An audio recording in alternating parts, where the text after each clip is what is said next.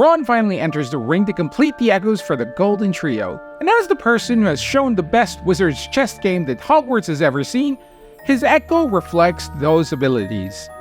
Now, based on the echo's description, the battlefield is his chessboard.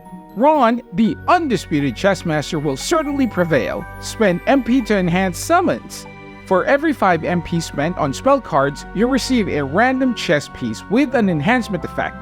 This piece and any other pieces you may have will be consumed by your next summon, receiving all effects. So how this echo works is that whenever you use 5 MP for spells, the Ron echo gives you a buff. It can be a shield, a wand, or a knight. The shield provides your summons armor, so it's harder to damage.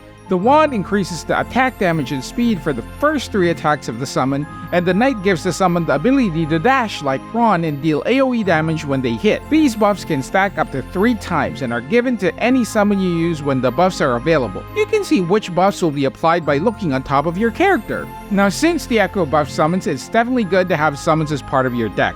But because you also need to cast spells, you need to make sure that you have enough for those too. A good ratio is to have 3 summons or less. Why 3? Because you always have 4 cards in your hand. Having 3 summons will make sure that you always have a spell that you can cast to buff the summons.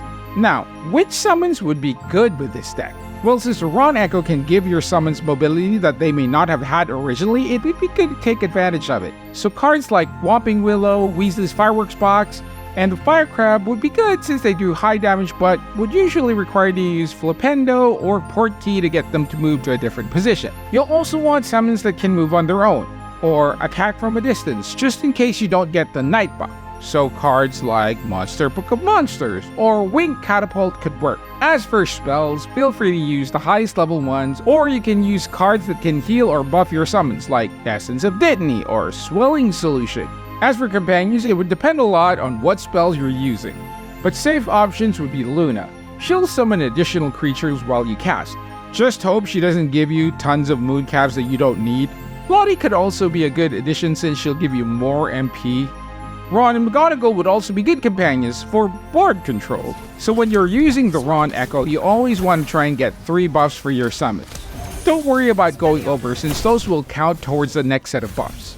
Once you've cast enough spells, release your summon to use up all of the buffs you stored. Make sure to use the Night buff with summons that can't move. The Ron Echo is definitely my favorite Echo of the bunch since it can buff summons that don't normally get used in duels. It's also pretty newbie friendly since you don't need a lot of expensive cards to get good use from it. So go ahead and give the Ron Echo a try, and see you all in the wizarding world.